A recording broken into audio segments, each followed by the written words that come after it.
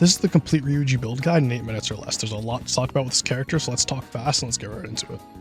Now, Ryuji's going to be a character that primarily shines in single target environments and boss killing. He's going to struggle a lot more when it comes to AoE content and multi-blowing. Now, Ryuji has quite a few gimmicks to get through, and since mine's level 1, I'll make sure to slide graphics on the screen showing the stats at max level. And it is definitely most important to start with his passive. Increase attack based on missing HP. The minimum increase is 10%, and if HP is 20% or lower, attack will increase by a maximum of 40%. Where Ryuji has less than 75 HP on his action, gain rebound for 1 turn.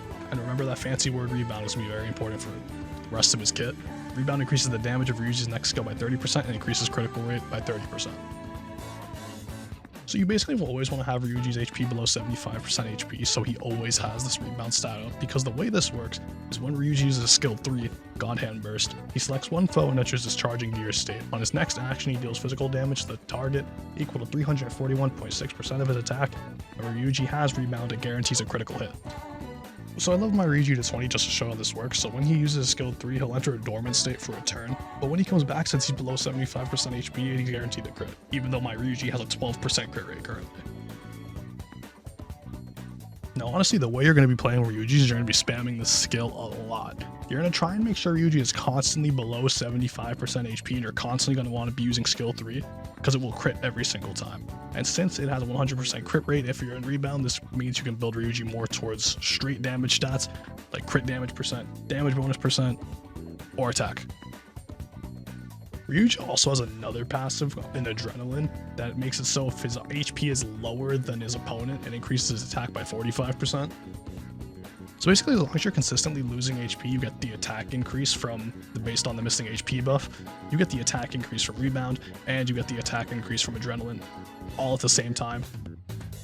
And Ryuji's highlight skill is also just devastating. It deals physical damage to one foe equal to 405% of his attack, and increases the damage of his next skill by 58.6%. So if somehow this highlight skill didn't kill the opponent, the next skill 3 he does will just do even more damage. So the last passive I have to talk about here is Rebellious Spirit. When Ryuji has rebound and uses any of his skills, he restores HP equal to 30% of his attack. So basically his HP will be fluctuating up and down, but you want to try and keep it as low as possible, as consistently as possible at all times. It's also finally worth noting that Ryuji's skills don't use a set amount of HP, they use a percentage of his HP instead, so this is worth keeping in mind when you're playing. So for a quick recap, you want to keep him below 75% HP for just about the entire fight if possible, and you want to be absolutely spamming his skill 3, and you can use his highlight skill whenever it's off cooldown. With this in mind, the skill leveling priority will be skill 3, skill 4, skill 2, skill 1, in that order. So now on to his awarenesses, and honestly his awareness 1 is already a pretty good one. This starts by increasing the damage of his God Hand Burst by 20%, which is a skill you're going to be using nearly 100% of the time anyway, just a flat damage boost. And when he's in his changing gears state, he decreases his damage taken by 20%, which is also just pretty nice because you don't want to be healing him anyway, so having a damage reduction while he's exposed like that is honestly great. Ryuji's awareness 2 is also a pretty good one when dealing critical damage with a skill. It ignores 35% of his target's defense. And since Ryuji should be below 75% HP the entire time, he should crit every single turn. So this just ends up ignoring 35% of target's defense all the time. Awareness 3 increases the skill levels of God Hand Burst and Thief Tactics by 3, which again are the 2 skills you will be using all the time. His awareness 4 makes his highlight even more powerful, increasing the next skill damage buff and increasing the critical damage of it. His awareness 5 is probably his most underwhelming one because it just raises the levels of skill 1 and 2, which are the skills you won't be using often at all. Ryuji's awareness 6 is honestly just a very interesting one. During battle, he can survive fatal damage 1 time and instantly recover 25% of his HP. So this means if Ryuji was to die, he would instantly just be resurrected and have a quarter of his health back. And as you can see with his awarenesses, they were very aware that God Hand Burst was going to be his best skill, because after damaging a foe with God Hand Burst at A6, it inflicts Cower on the target. Cower increases the next skill damage from Ryuji taken by 60%, just increasing his damage even further with this skill. All in all, Ryuji has some pretty good awarenesses all the way up the board, the only underwhelming one being awareness 5, but all the other ones are pretty good damage increases. Now I obviously don't have his 5-star weapon, but if you're someone who enjoys Ryuji and will be playing him a lot, it's honestly really worth having. His 5-star weapon at max level increases critical damage by 69%, and after foes and allies act, he gains a stack. Now the way his stacks work is that it stacks up to 10 times, and whenever he does deal damage, he spends all of those stacks to increase skill damage by 8.6% per stack. And since Ryuji will be spending a turn every single time after you cast skill 3 dormant, he has time to stack up these stacks. These two buffs on top of each other are honestly just great, and it's a really good 5-star weapon for Ryuji. Now, I do have a Grand Presser, and the way that Grand Presser works is it increases critical rate by 13.9%, and when Rebound is active, he's dealing a critical with a skill, it increases his damage by 72.5%.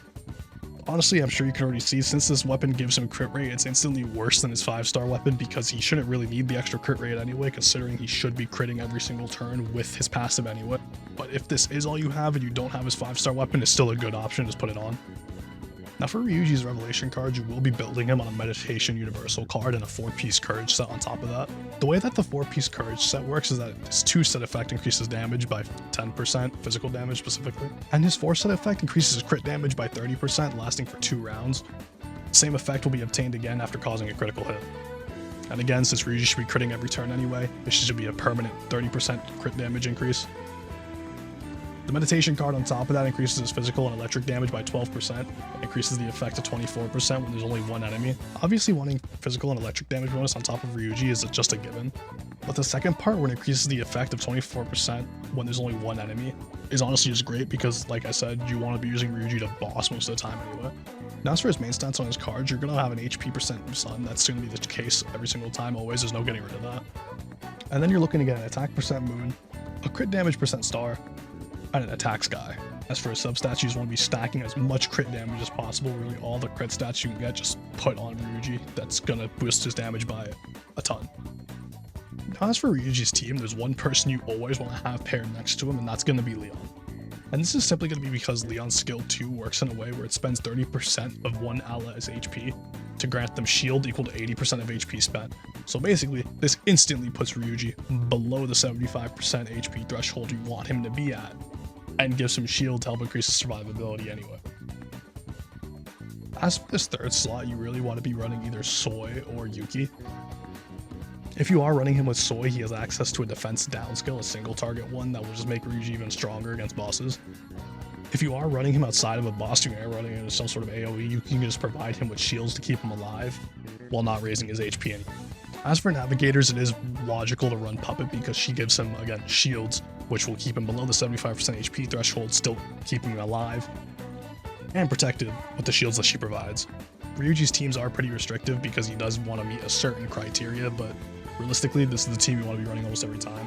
The third slot is the only one that should be changeable. You always want to have him with Leo and preferably with Puppet. As for Wonder, if you can get access to these 3 personas, you want to be using Kumokuden, Dionysus, and Dominion. Kumokuden you want to always be using as your starter because of the way his passive works, but the other 2 will just help give even more critical hit rate and critical damage, and Dominion helps get attack up and damage up. For Ryuji, of course.